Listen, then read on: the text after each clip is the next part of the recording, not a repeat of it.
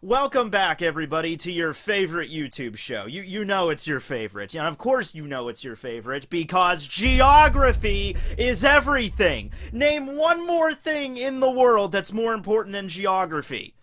Geography regarding fictional islands in a manga, nonetheless. I can't think of one thing that's more important. But anyway, yeah, today's video is going to be about Water 7, the City of Water and Shipwrights. It's an island that the Straw Hats visit to see if they can get the Mary repaired. It's the island where we get to meet Frankie and his Frankiness. Iceberg, Granny Kokoro, we got Chimney, we got Gombe, all of the galley law workers. My favorite's Lulu, the guy that has the perpetual cowlick. No matter what he does, a cowlick pops up somewhere on his body. It's one of those simple little running gags, visual gags, really, that Oda does, but they were just really hilarious. My favorite is one time where he pushes down the cowlick and it just pops up on his hand, like, out of nowhere. That was pretty funny. I don't know why. I was just very amused by it. It's also the place where we get introduced to the CP9, or the Cipher Pole in general. We had no idea what the Cipher Pole even were before Water 7. This secret intelligence organization working in the shadows of the world government. It makes sense they would have something like that, and we find out in this arc. But talking less about the people of Water 7 and more about the geography of it, it is a city that is built on the water. Now, considering that the One Piece world is mostly water and mostly islands, that might not seem that impressive at first. But then you realize that no, not just built on an island, we're talking about built on an island that is continuously sinking. At one point, Water 7 was just an ordinary island. But, I don't know, maybe it was just because of the weather patterns of the Grand Line or something, or some other reason, this particular island started to sink. Now, what do most people do when an island starts to sink? I'd be like, alright, pack my bags and move the hell away. But not the people of Water 7, no. They decided to build on top of the buildings from the previous island and just keep building them higher and higher and higher until we have our current structure here. Visually, it looks basically like a giant water fountain, but it's very aesthetically pleasing. The entire island is basically like a mountain of buildings that are going higher and higher until it reaches its apex, which is a giant spurt of water just shooting out constantly from the top of Water 7. So, it looks pretty cool, and the reason it gets its name, Water 7, is because of the 7 docks that stretch around the perimeter of the island. Water 7 is known far and wide for its great shipwrights, and at one point, these 7 docks were all individual companies that would have to compete for work. But then when Iceberg showed up, he was the one that united all of these docks together under the one company, the Galley-La Company, so they all work together now. So, I guess the name Water 7 is a little bit redundant since there's only one company now, but there are still technically 7 docks that company works at. It just sounds cool, you know, so let's just go with that. Obviously the island is based off of Venice, Italy, and I know it's the City of Water. Okay, I think we all understand that. It's a city that's also a lot of water, great canals running through it, the gondoliers, which, upon doing research into that, apparently being a gondolier in Venice, that's a serious hardcore job. You can't just throw on a striped shirt and just be like, Dori, Adora. You know, you gotta, there's freaking tests you have to take, apparently. Apparently, it's also a very, a job that's very much taken up by men. Apparently, like, there's only one female gondolier, and I was reading her story, so yeah, apparently it's a big deal in Venice. But beyond that, I really don't know much about the city. I had to do a lot of research today just to get some parallels and stuff. So here's some, here are 3 random trivia facts I just found out about Venice. I figure, hey, look, the title of this series is Geography is Everything. I should probably focus on Italy here. There you go, you little boot. And considering the fact that Oda takes a lot of inspirations from his islands in One Piece, well, he takes inspiration from various locations for his islands in One Piece.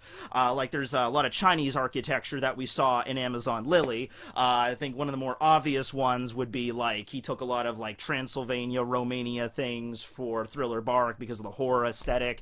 Dressrosa has a lot of stuff based from Spain, and a little bit of Rome because of the Colosseum. So, yeah, obviously, Venice is the basis for Water 7. So here are some 3 random trivia facts about Venice. Venice used to be its own country, apparently. In fact, for most of the 18th century, it was actually its own country, the Republic of Venice. Venice is often regarded as an island, but in actuality, it's actually an archipelago, kind of like a certain other bubbly archipelago that we know from the One Piece world. 118 islands actually make up the entire area of Venice. And lastly, did you know that 47% of all Venetians are in fact werewolves? Wait, hold on. Might have not have done fact checking on one of those trivia facts, yeah. I'm not 100% sure on the number of islands that actually make up the archipelago. It might have been 117, it might have been 118. I apologize for not looking it up, but I think the other two are spot on. But anyway, yeah, that's Venice. Okay, so let's talk a little bit about the culture, the design of Water 7. What's it like on the island? Something else really cool that Oda does is that every island that the Straw Hats go to seems to have a little bit of not just inspiration from various cultures and places around the world, but also different time frames. You know, there's some islands that the Straw Hats go to that seem a little bit more primitive than others. Whiskey Peak, when they arrived there, the aesthetic of Whiskey Peak was very much like an old western town. They get to Alabasta. It's, you know, very much, you know, before machines, before the Industrial Revolution. Basic layout of Alabasta there. Other places like Little Garden are completely bereft of any sort of civilization. It's just a jungle island.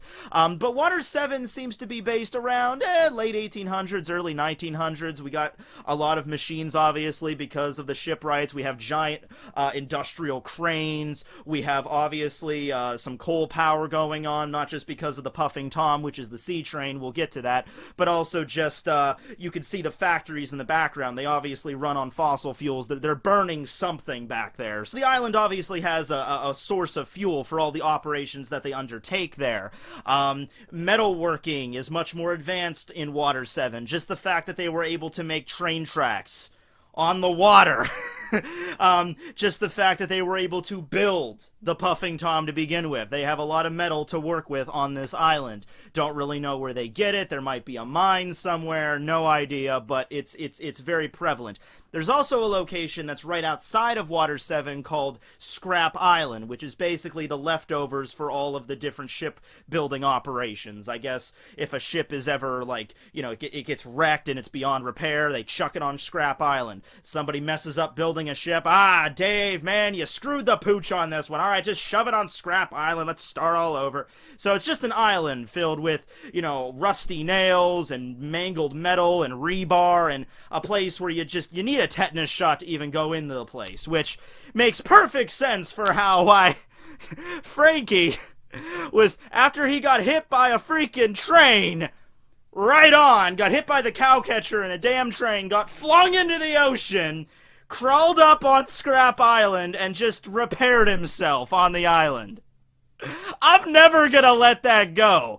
I mean, I brought this up in the discussion with Frankie, and while this is Frankie's home city, obviously we're gonna be referencing Frankie and Iceberg and Tom a lot in this video, but I just gotta bring it up again. Not because I'm nitpicking, I want to let that be known. Okay, a little bit. But I just find it funny as hell that Frankie, he gets hit by a train. He's got a concussion. He's bleeding, broken bones, internal bleeding. Probably some organs are ruptured. He wanders onto this island like, I'm gonna die.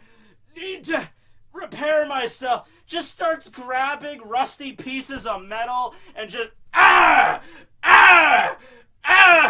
stronger, better, super.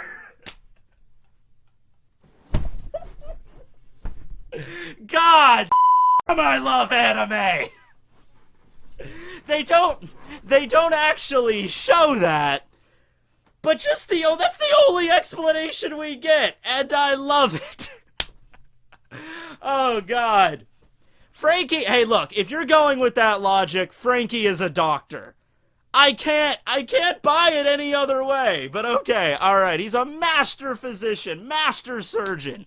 In order to do that, should give Law a run for his money. Okay, well, yeah, okay, so that was Scrap Island there. What are we talking about? The shipyards and all that stuff. Okay, obviously, they're doing some pretty heavy lifting here. Now, the economy on Water 7 wasn't always that great. And here's what I think happened, alright? The basic idea, because the history of this place, like, Oda doesn't lay it all out. Like, we don't know the whole history of Water 7. In fact, looking at what we do know, I'm thinking there might be... In fact, there's probably definitely ties to the Void Century. Everything goes back to the Void Century at some point, you know? So, because Pluton was built there, alright? Way back in the day, Water 7, like I said, was just a normal island. Normal island... had a ground to it. They built a city on that, and then the island slowly began to sink, and they just started building buildings on top of the buildings that were sinking. For a time there, we can understand that Water 7 was fairly successful, fairly bustling with trade and all that stuff. Just the fact that they had 7 competing ship, building operations and companies there at the same time meant there was definitely a lot of hustle and bustle there in the city. Pluton was built at some point. We have no idea when, but most likely during the Void Century, along when all this other stuff was going on. A shipwright that had a long, long lineage that eventually led down to Tom. It's implied that it was like the best shipbuilder in Water 7 passed down the blueprints to Pluton to the next greatest shipwright. So it's not like Tom had a direct relation to whoever built it or whoever came up with the blueprints for it.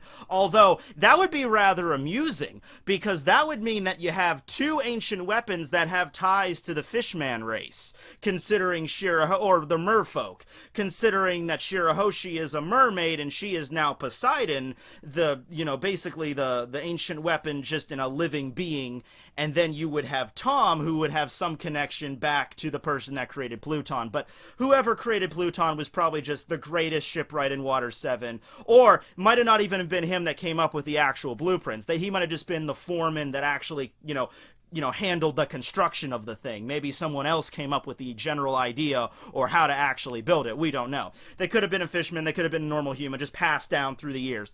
Eventually, they landed in Tom's lap. We have no idea when that was built, though. But during the time of the Great Age of Pirates, Tom, of course, helps Roger build the Oro Jackson, but then when the Great Age of Pirate hits, that's seriously, you have to understand, the Great Age of Pirates helped out people like Luffy, but it messed up a lot of different islands in the world. Because now you have, piracy was a problem beforehand, but then when that freaking Roger showed up and told them how cool it was to be a pirate, go out and find my treasure. I hid it all there in one place. What was Roger's laugh style? Do we know Roger's laugh style? I feel like we should at this point. I don't know, whatever. It was Roger, Roger, Roger, Roger. Then they kill him. And all the pirates were like, yeah, let's go do that. And all the citizens of the world, no, don't do that. So all of the trade ships that would go to Water 7 ended up getting sacked. And for a long time, that city was dying. It was not in good shape. However, whenever the judge arrived from Enies Lobby and was trying Tom for building the Oro Jackson, that's when Tom came up with the idea, I'm gonna build a train on the water. And of course everyone was like, what's a train? And he explained to them what it was. And the whole idea was the pirates were attacking the ships that were trading with Water 7. Water 7 is apparently kind of out of the way. It's not really, there's not really a lot of other islands like super close to it, and the island itself, because it's built on water, doesn't really have a lot of exports itself. It has a lot of good good shipwrights, but you could always find other shipwrights on other islands that are maybe closer or less prone to being attacked by pirates or whatever. Basically, the pirates just started attacking the island and led it to ruin, and then Tom came up with the idea of the Puffing Tom, a train that would link Poochie and all these other islands with Water 7, Enies Lobby included, and you wouldn't have to worry about weather. The train would be able to ride on a rail. You wouldn't have to worry about Sea Kings, because there could be a device that could emit from the bottom of the train to scare Sea Kings away. You'd think they would use that more often on just regular ships, but whatever. You think Tom, you think they'd be like, hey Tom, yeah, if you invent that, could you mass market that, because we would like to have that. Yeah, because Vegapunk doesn't use that kind of technology. Vegapunk uses sea prism stone to disguise the underside of the marine ships. Why doesn't he just use that noise thing? Maybe it's not good because it scares away all kinds of marine life, not just sea kings, and you wouldn't be able to fish properly, or rations or something like that. I don't know. But anyway, the point is that's how the train operates, okay? So it runs on this track, or rather it uses the track as a guide. It doesn't actually run on the actual track, just kind of uses as a guideline to the various islands. So regardless of weather, regardless of Sea King, the Puffing Tom can trade with these islands and make it back to Water 7 just fine. Now, it is limited to only like 4 or 5 islands, but still, that saved the place. It allowed trade, it allowed people to visit Water 7 again, and, you know, because of Iceberg, Tom's apprentice, that united all of the different shipwright companies together. I'm not really sure how Iceberg did that. Maybe he just had a high diplomacy skill. I don't know.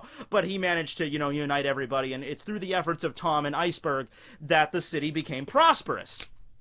And it's also because of Frankie, who's Tom's other disciple, that everyone just thought he was dead, that the underground, the mafia sort of flourished. So the underside of Water 7 began to show itself. So it's kind of poetic in a way. It's like 2 apprentices of Tom, one of them becomes an upstanding pillar of the community, becomes the mayor of the entire island, and unites all of the shipwright companies together and is very much beloved. And then another apprentice becomes the king of the freaking mafia, the underworld on Water 7, and runs a ship dismantling operation on the edge of town. The Frankie family does have cool outfits, though. I like the goggles. Not so much the giant pot-bellied tunics that they wear, but the goggles are pretty fly. Yeah. And let's talk about now the exact, the politics of Water 7. And I'm not going to address this very much because we don't know much about it. I just find it interesting. Like I said in my world government video, the world government, all told, is an oligarchy. It's run by the Gorosei and by just this small group of people that are the world nobles. However, the islands that they rule over, and Water 7 is tied with the world government, the same way that, like, Alabasta is. Those islands can have their own different government styles. So Alabasta is a monarchy. It's run by a king. Same thing with Dressrosa, run by a king, King Rikudol III. However, even though Water 7 is allied with the world government, it's not a monarchy. It's more of a democracy. Iceberg is the mayor of Water 7. And being a mayor kind of implies that you are an elected official. You get together, maybe it's every 4 years, like we do it here in the States, or every 2 years, or wherever it is, and they vote to see who's going to be the next leader of Water 7. And because, like I said, all the things that Iceberg has done, he's very much beloved, so he probably has a high approval rating. So that's pretty cool. It doesn't really, you know, run into any particular significance during the story that we was like, oh, it's a democracy, that's a big deal. Someone tried to assassinate Iceberg and is now trying to become the new mayor of Water 7. Well, someone did try to assassinate Iceberg in all fairness, but it's not like Kaku was trying to become the next mayor of Water 7 or whatever. Some of the perks of being mayor, by the way, you get a really hot secretary with a short skirt. She may be a freaking traitor and try to kill you, but damn is she sexy.